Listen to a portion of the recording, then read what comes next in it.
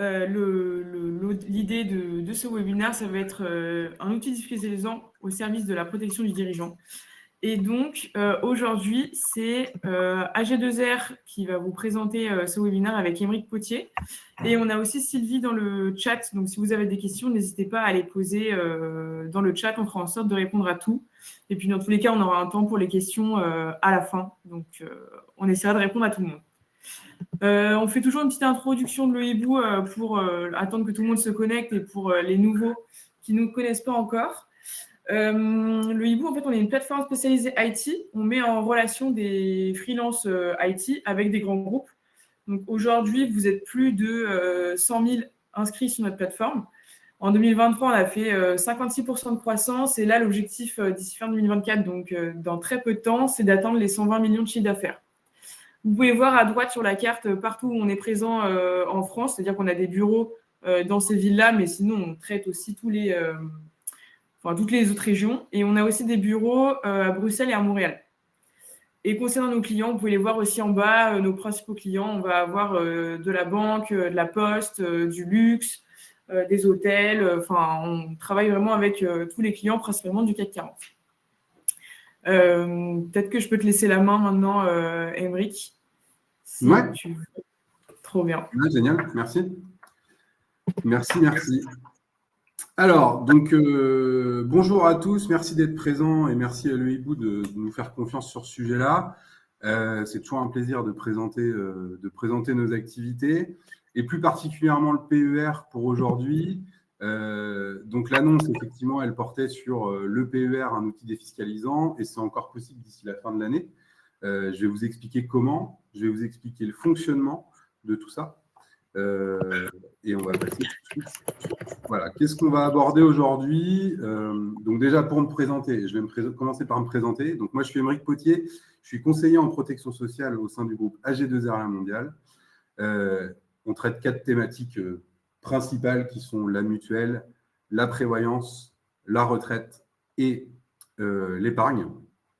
Et donc, qu'est-ce qu'on va aborder aujourd'hui?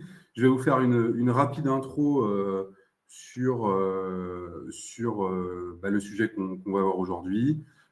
Ensuite, on verra la réforme des retraites vraiment très, très brièvement pour voir quels impacts ça a eu. Ensuite, on va rentrer dans le vif du sujet avec une présentation du PER, de quoi il est constitué et comment il fonctionne. Et puis ensuite, un sujet qui est important aussi, c'est comment on fait le lien entre le PER et la protection du dirigeant, ce qui paraît être un sujet important quand on est dirigeant d'entreprise.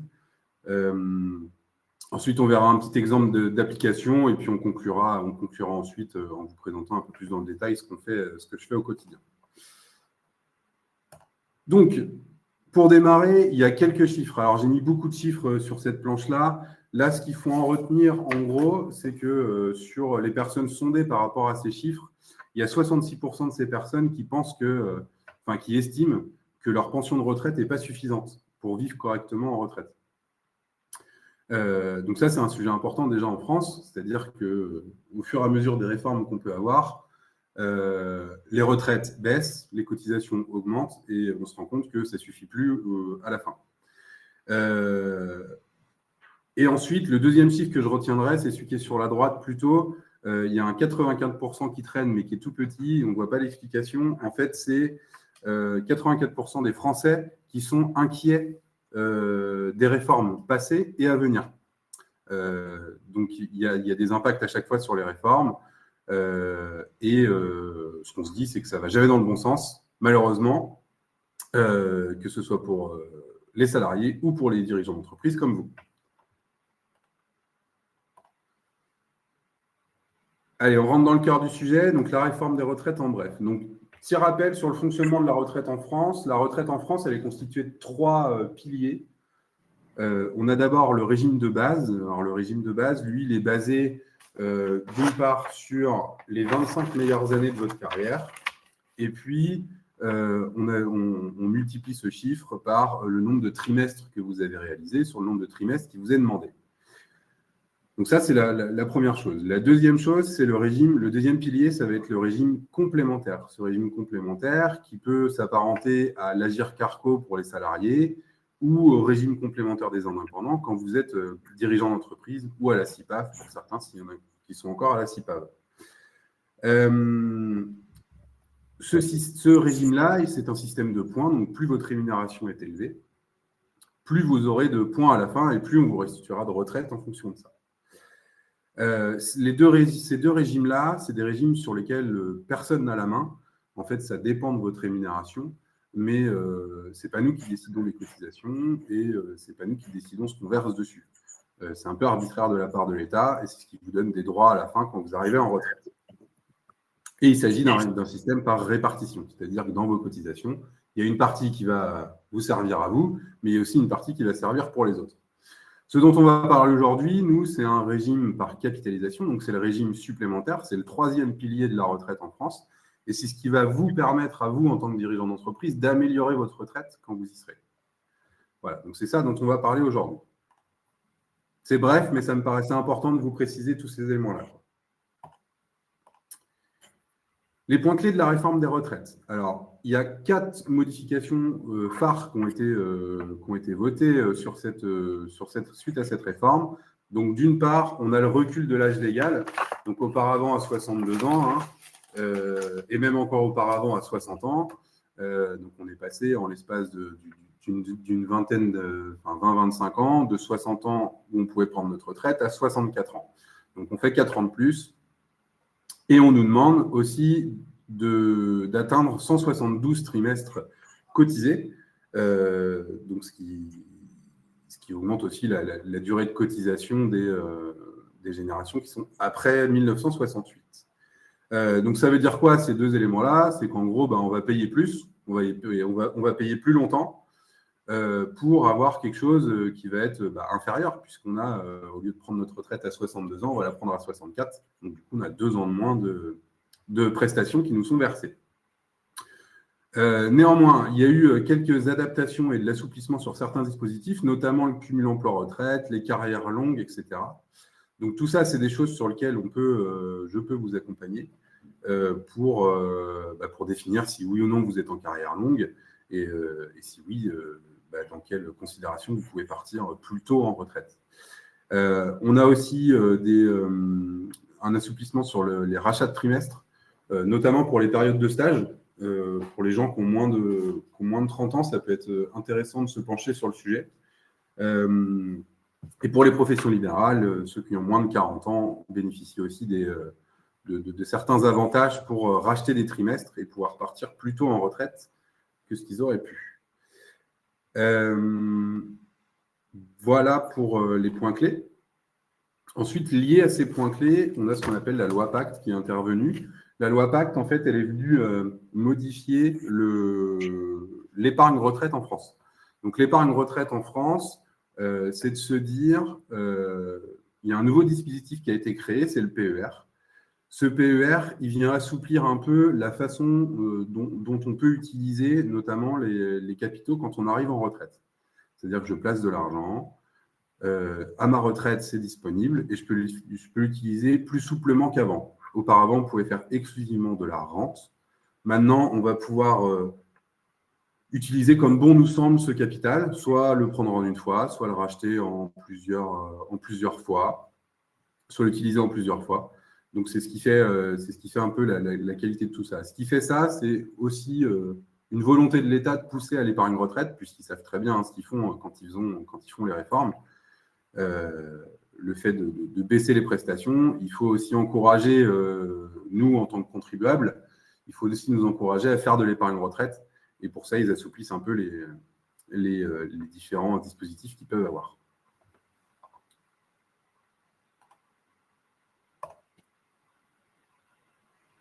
OK, on en vient du coup au fonctionnement du PER. Donc, le fonctionnement du PER, il n'y a rien de bien compliqué. En gros, le PER, il faut considérer ça comme une grosse boîte dans laquelle on vient épargner de l'argent. Donc, tout au long de notre vie active, on va venir mettre une certaine somme qui est, alors cette somme, elle est plafonnée sur un calcul qui est défini aussi par l'État.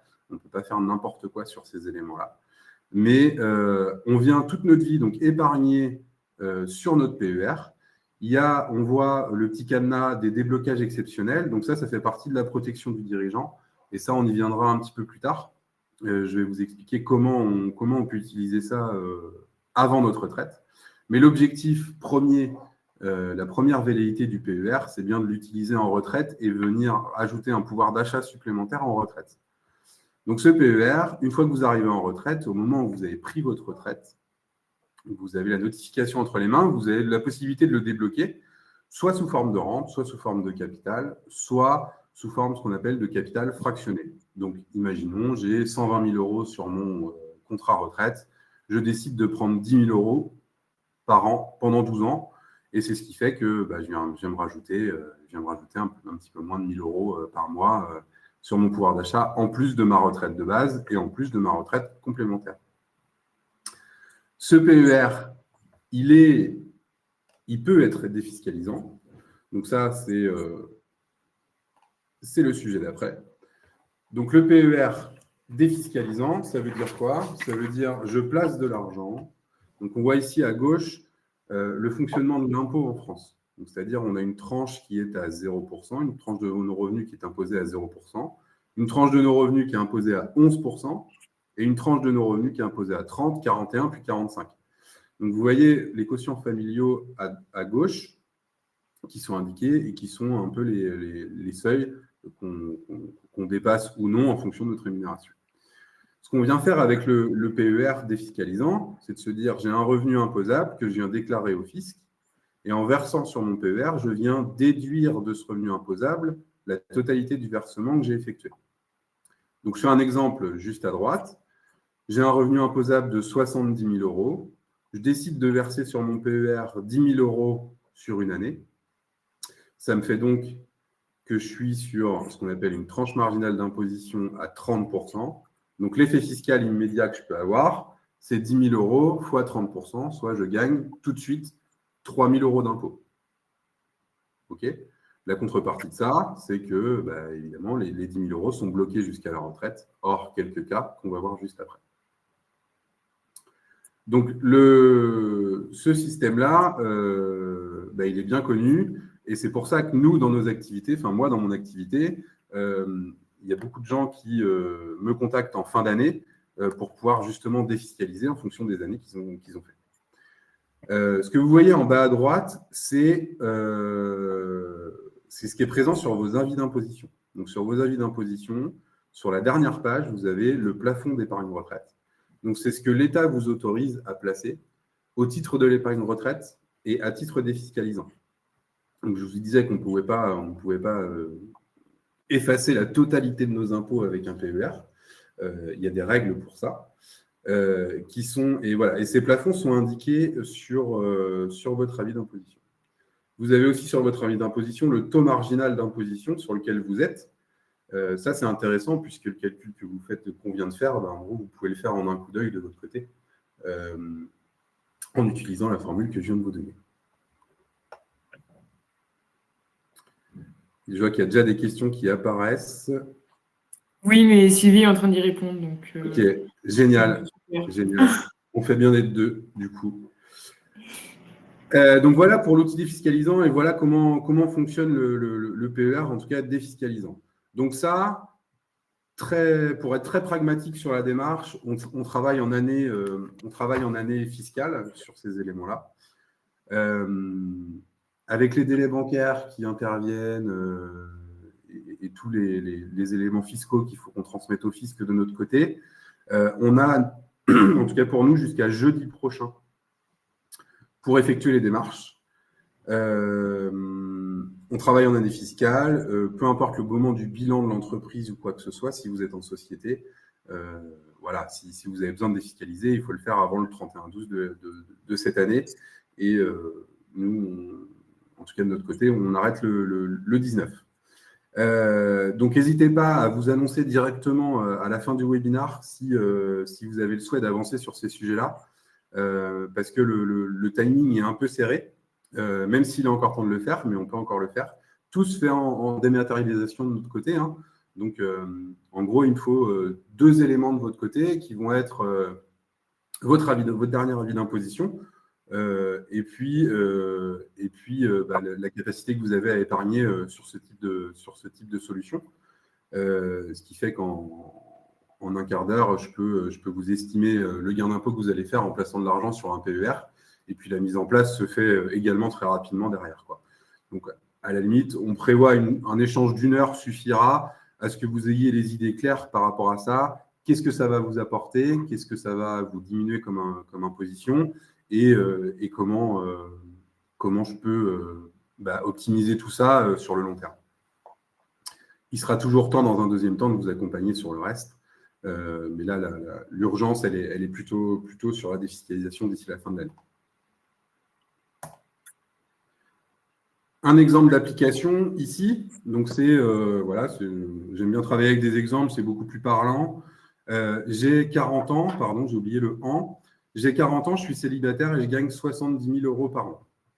Je décide de verser 7 000 € par an sur un PER. Donc, la première question, c'est quel sera le gain que je vais réaliser tout au long de ma carrière? OK. Et puis, la deuxième, c'est quel sera mon capital en fin de carrière? C'est-à-dire à mes 64 ans, qu'est-ce que ça va me rapporter tout ça, quoi. Donc, le capital créé, pour répondre à la deuxième question, donc on voit en haut à droite le tableau. Je verse 7 000 € par an. Aujourd'hui, j'ai 40 ans. À mes 64 ans, j'aurais créé un capital de 194 000 €. Et ces 194 000 €, je pourrais les utiliser comme bon me semble. C'est ce que j'ai dit tout à l'heure. Donc, le partager en ce qu'on veut, hein.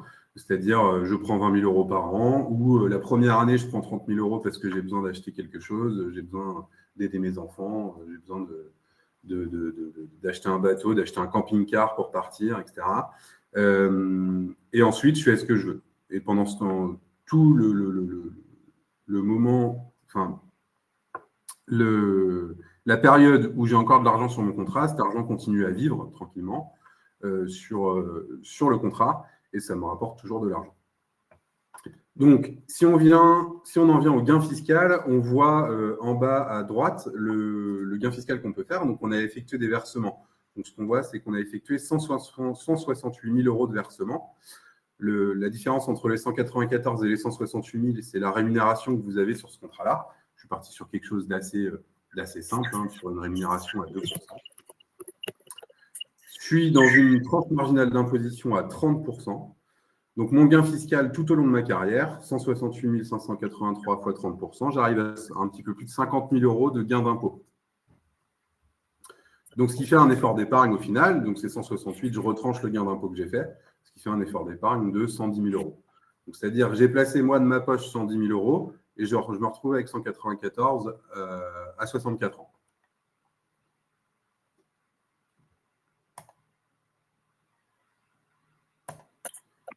Donc voilà, j'ai fini sur la partie défiscalisation. Donc, ce qu'il faut en retenir de cette partie-là, c'est de se dire, on a jusqu'à mercredi ou jeudi prochain pour le faire. Donc, n'hésitez pas à vous positionner sur ces éléments-là. Et la deuxième, c'est que c'est un outil probant et qui servira de toute manière à vous ou à votre famille. Et c'est ce qu'on va voir juste après. Donc, je disais tout à l'heure, le PER, c'est une grosse boîte qu'on peut utiliser normalement exclusivement en retraite. On a quelques cas de déblocage anticipé. Il y en a un, on va dire, que je peux vous souhaiter, c'est l'achat de résidence principale. Donc, l'achat de résidence principale, si vous avez le souhait d'acheter une résidence principale pendant votre carrière, tant que vous n'êtes pas en retraite, vous avez le moyen d'utiliser ce que vous avez épargné sur le PER pour réaliser votre souhait. Ce qu'il faut savoir, c'est que quand on sort cet argent pour acheter une résidence principale, il est imposé à l'impôt sur le revenu. C'est-à-dire que vous avez bénéficié d'un avantage fiscal au moment du versement. Donc, quand vous ressortez cet argent, il est imposé sur le revenu. Donc, j'ai 30 000 € sur mon contrat, je veux utiliser la totalité pour acheter ma résidence principale. C'est-à-dire que sur l'année en cours, je vais déclarer mon revenu que j'ai gagné, plus les 30 000 € du PER. Donc, il sera réimposé directement. C'est quelque chose qui est possible, ce n'est pas quelque chose que je conseille au quotidien, puisque on efface l'effet fiscal tout de suite quand on est encore en activité. Et du coup, l'effet fiscal qu'on souhaitait au début, il n'est plus valable. Il y a 4 autres cas dans lesquels je peux sortir mon PER. Donc, c'est le décès du conjoint ou partenaire de PACS, l'invalidité de l'adhérent du conjoint ou d'un enfant. Donc ça, c'est voilà, c'est les deux cas vraiment pas drôles. Mais néanmoins, il faut le savoir, puisque ça peut être un parachute dans ces moments-là qui sont assez difficiles. Ça peut être un parachute, voilà, invalidité de l'adhérent, ça veut dire qu'on ne peut plus du tout travailler, on n'a plus du tout de revenus. Donc, il faut trouver une parade pour pouvoir se rémunérer à hauteur de ce qu'on était avant. Et ce PER, il peut être sorti. Et là, on est sur une exonération totale des prestations, c'est-à-dire que ce PER, on le sort net d'impôt dans les cas que je viens de vous annoncer. Le troisième cas, qui est, les deux autres cas qui sont hyper importants dans vos situations, vous en tant que dirigeant d'entreprise, c'est la liquidation judiciaire et les fins de droit chômage. Alors, ça veut dire quoi? Ça veut dire que vous, en tant que dirigeant d'entreprise, que vous soyez en SAS ou en SARL, la différence qu'il y a avec un salarié, c'est que vous n'avez pas de cotisation chômage. C'est-à-dire que si votre activité chute, demain, vous n'avez pas de droit chômage que vous pouvez ouvrir. Donc, c'est pour ça que le PER est aussi important dans la protection du dirigeant.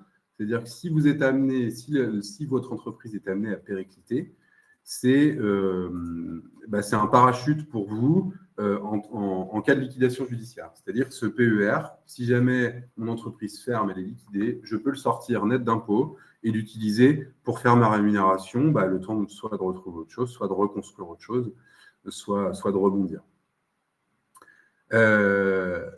La fin des droits à l'assurance chômage, ça peut aussi être le cas. Je vous donne un exemple d'un de mes clients que j'ai accompagné la semaine passée. Cette personne avait un PER dans son ancienne activité en tant que salarié. Il a ouvert son entreprise, il avait l'AR, donc il était accompagné par le chômage. Et au bout de 2 ans, donc à la fin de cet art, la société n'avait pas les moyens de lui verser de la rémunération. Donc, il a fait valoir ses fins de droit chômage pour sortir son PER et avoir de la rémunération pour pouvoir continuer son activité et continuer à faire grandir son activité. Donc, c'est des cas qui existent. Il faut le savoir et c'est hyper important dans vos situations. Même si le hibou est très au fait de pouvoir vous trouver plein de missions. Et c'est très avantageux pour vous.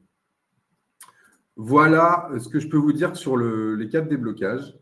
Alors là, c'est une partie qui est un peu plus technique, mais il s'agit de la fiscalité en cas de décès. Voilà, je ne sais pas si certains d'entre vous connaissent bien le système de l'assurance vie, mais ça s'apparente au système de l'assurance vie. Donc, on a la barrière des 70 ans. Si on décède avant 70 ans, on a une exonération des contrats qui sont en cours à hauteur de 152 500 € par bénéficiaire. Et si le décès a lieu après 70 ans sur le PER, on a un abattement global de 30 500 sur les droits de succession. Ça veut dire que l'argent que vous avez sur votre PER, il n'est pas considéré comme de l'immobilier, par exemple. Ça ne va pas rentrer dans les droits de succession classiques de l'État français, mais il y a une fiscalité particulière qui va s'appliquer en cas de décès. Donc, ça veut dire quoi aussi? Ça veut dire que l'épargne que vous avez sur votre PER, que vous soyez en activité ou que vous soyez en retraite, l'argent n'ira à personne d'autre qu'à vous si vous l'utilisez en retraite ou à votre famille si jamais vous êtes amené à perdre la vie, que ce soit en activité ou en retraite.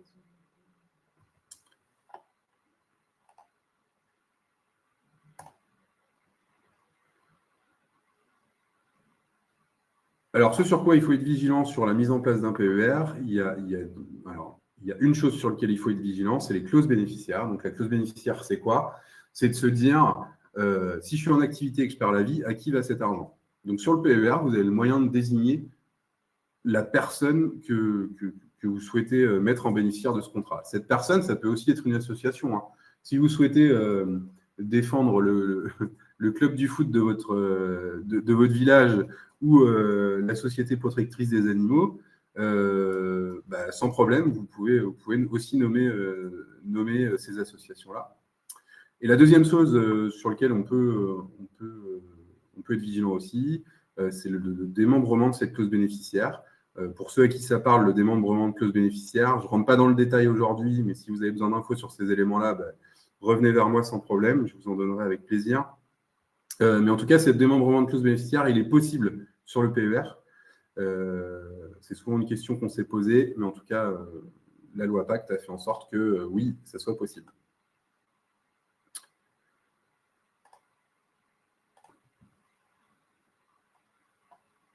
Un petit exemple pour terminer. Donc, un exemple très concret, qui est un vrai exemple d'un de mes clients.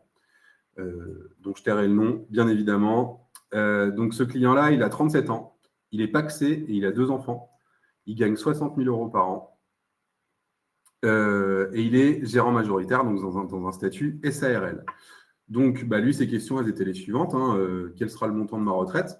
Donc, ma retraite de base et ma retraite complémentaire. Et puis, si je veux améliorer ça, comment je peux l'améliorer? Avec quel outil? Et puis, qu'est-ce que ça me rapporte? Tout simplement, quoi. Donc, on a le avant-après, à droite.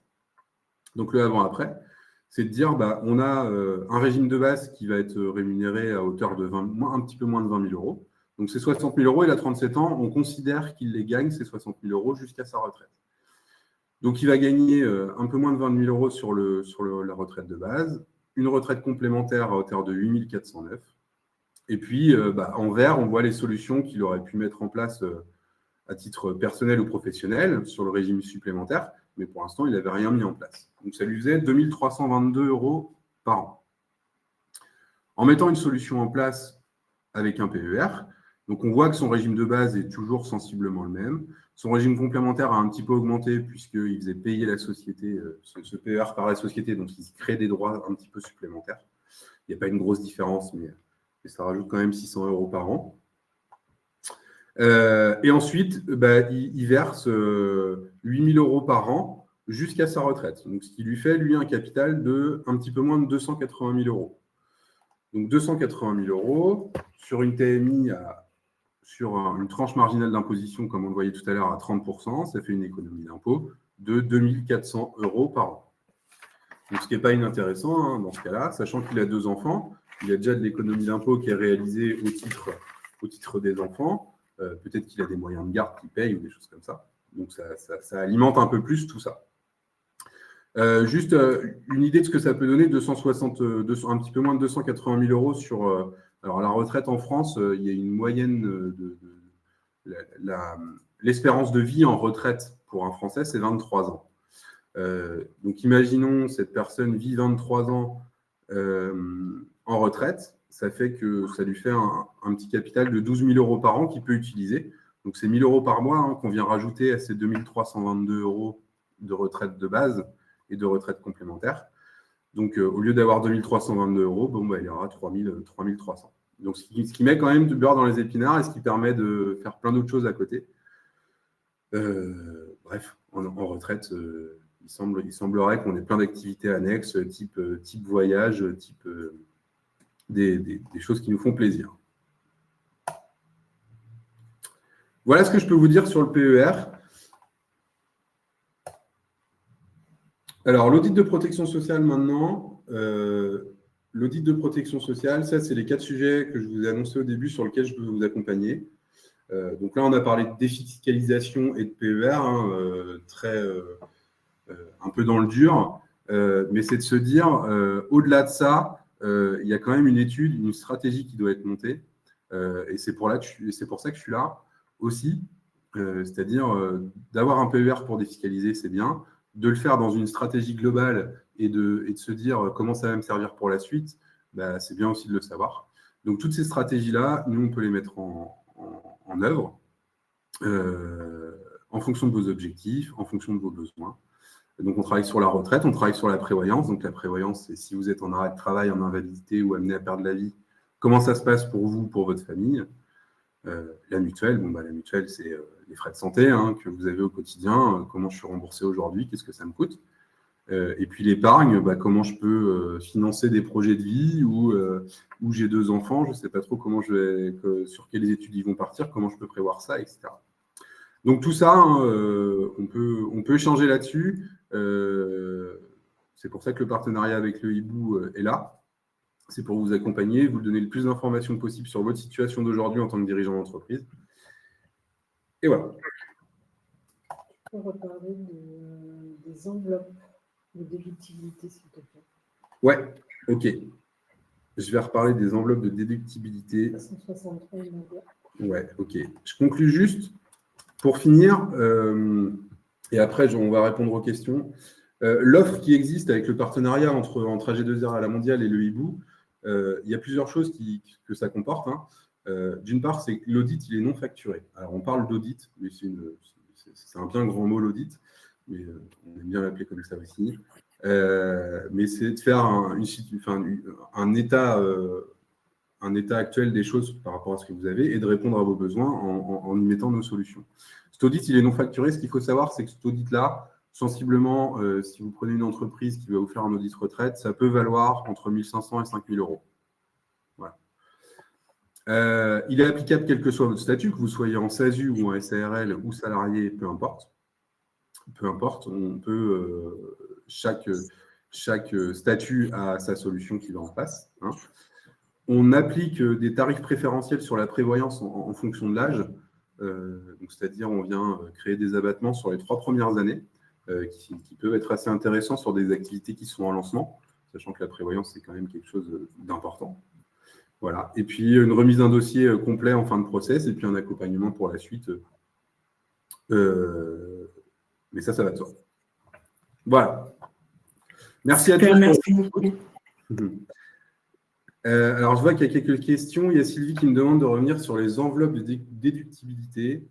Alors, les enveloppes qui vous sont attribuées en tant que… Alors, si je prends l'exemple d'une SARL, par exemple, l'enveloppe qui va être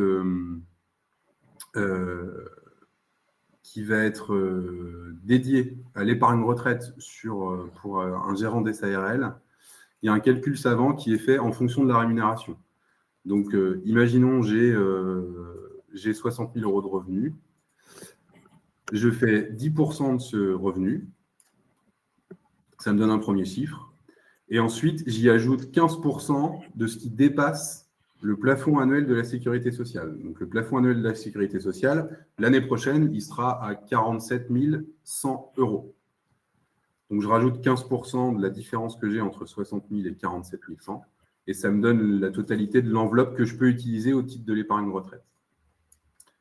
Il y a plusieurs enveloppes en tant que dirigeant d'entreprise. Vous avez une enveloppe à titre professionnel, qu'on appelle plus vulgairement le Madelin. Et il y a une enveloppe à titre personnel. Cette enveloppe à titre personnel, c'est ce qu'on appelle plus vulgairement aussi, ou anciennement, le PER. Ce qu'il faut savoir aussi, c'est que ces enveloppes, on ne peut pas les utiliser en totalité toutes les deux. Elles se mangent l'une et l'autre en fonction de ce sur quoi on veut agir. Donc, c'est pour ça qu'il ne faut pas faire n'importe quoi non plus et que les calculs sont hyper importants. Et c'est pour ça qu'on est là pour vous accompagner. Je ne sais pas si j'ai répondu à la question. Je ne sais pas qui a posé la question. Je ne vois pas la question, mais on a une autre question. Ah oui. Alors, peut-on faire des versements directement? Peut-on faire verser directement les montants sur un PER par l'entreprise? Oui, c'est le cas. Je ne l'ai pas précisé. C'est une très bonne question. Merci. C'était Eric, la question. OK. Eric, si vous pouvez vous prononcer sur si j'ai répondu à la question ou pas. Et là, j'ai une question de Louis. Donc, merci Louis pour la question. Oui, c'est effectivement le cas. Les versements sur les PER peuvent être faits directement par l'entreprise en n'intégrant pas directement notre impôt sur le revenu. C'est-à-dire que ce n'est pas considéré comme une prime, par exemple, de l'entreprise. C'est-à-dire que vous n'allez pas payer d'impôt supplémentaire sur le versement de cette somme-là. Donc, ça permet 2 choses. Ça permet, de ne pas augmenter nos impôts en sortant de l'argent de la société pour notre propre compte. Et la deuxième, c'est que ça permet d'économiser des impôts sur les sociétés. Si vous avez des résultats qui sont positifs, vous sortez de l'argent de la société, donc c'est une charge pour la société, ce qui vient abaisser votre résultat, donc vous faites un gain d'impôt sur les sociétés. Donc oui, c'est tout à fait possible. Louis complète en demandant si c'est même sans autres salariés dans l'entreprise. Même sans autres salariés dans l'entreprise. C'est-à-dire que le PER, il est nominatif. Ce PER nominatif, il est exclusivement pour vous. Alors, je ne sais pas dans quel statut Louis est. Il est dans une SASU, je crois. Dans une SASU. OK. Oui. SASU, OK. Donc, dans une SASU, il y a un autre outil qui s'appelle le PER obligatoire. Ce PER obligatoire, c'est le même système. Je sors une cotisation de la société qui va servir pour mon propre compte. Et on peut isoler certaines personnes en fonction soit du statut qu'il a dans la société, les cadres et les non-cadres, ou alors on l'isole via un niveau de rémunération. Comme ça, même s'il y a d'autres salariés qui intègrent l'entreprise, on peut toujours isoler le dirigeant pour que seul lui profite de ce système-là.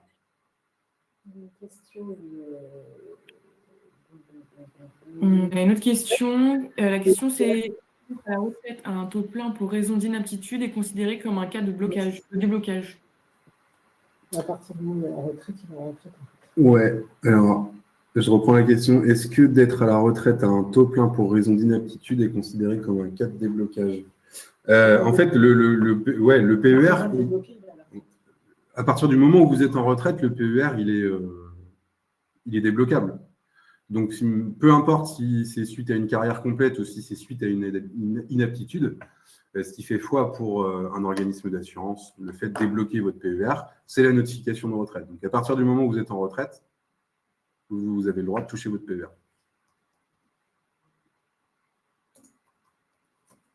On propose du PEI hypercollique aussi. Oui. C'est une question? Ouais. Oui. Est-ce qu'on propose du PEI hypercolis? Oui. Oui, tout à fait. Ensuite, on a une autre question de Eric qui dit que parfois, ici et là, en fait, il voit que les enveloppes perso et pro ne sont pas cumulables. Et du coup, il veut savoir est-ce qu'on a une source concernant le chevauchement qui nécessiterait une analyse par un expert? Oui. Alors, le fait qu'elles soient cumulables, alors on peut utiliser les deux, mais on ne peut pas les utiliser en totalité. Et c'est pour ça qu'on est là, en fait. Avez-vous une source concernant ce chevauchement qui nécessiterait une analyse par un expert? Moi, je vais pouvoir vous répondre en fonction de ce que vous voulez mettre, Eric. Pas de souci. On peut le faire ensemble, le calcul. Et on a une autre question de Farid qui demande depuis quand existe la loi PER. Le PER, alors la loi Pacte, c'est 2019. Et le PER, il existe, il est apparu un petit peu après. En fait, il est apparu en 2020, mais il a été adapté ensuite sur notamment la partie décès, sur les rachats en cours de vie, etc. Il est vraiment opérationnel, on va dire, depuis fin 2021, quoi. On a une autre question de Rachida qui demande quoi faire quand on est en portage salarial. Quoi faire quand on est en portage salarial? Portage salarial, vous êtes considéré comme c'est assimilé salarié. Hein. Donc, vous avez toujours une enveloppe personnelle que vous pouvez utiliser pour défiscaliser. Donc, et une autre question. Oui, pardon. Oui, non, pas de souci. Ok, c'était juste pour enchaîner. Il y avait une autre question qui était est-ce que vous prenez en compte l'inflation dans vos simulations? Alors, oui, c'est des choses qui sont prises en compte. C'est des choses qui sont prises en compte. Néanmoins, l'inflation, elle était beaucoup prise en compte quand on parlait de rente, à l'époque de la rente. Mais très honnêtement, je pense que dans une dizaine d'années, on ne parlera plus du tout de rente. En gros, une rente aujourd'hui, avec le PER actuel, on va mettre sensiblement entre 20 et 25 ans à récupérer la mise qu'on a eue à récupérer tout ce qu'on a versé dessus. Donc, c'est pour ça qu'on parle plutôt de capital ou de capital fractionné qui nous permet de réduire ce timing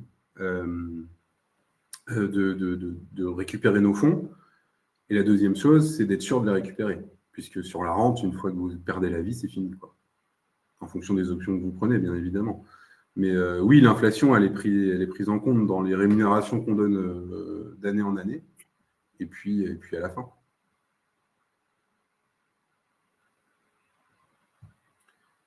Ensuite, il y a Rachida qui dit... Oui, qui demande quelle est l'enveloppe et comment est-ce qu'elle s'appelle-t-elle en partage. Alors, quelle enveloppe? Ça va être présent sur votre avis d'impôt. 163. Voilà. Et elle s'appelle voilà.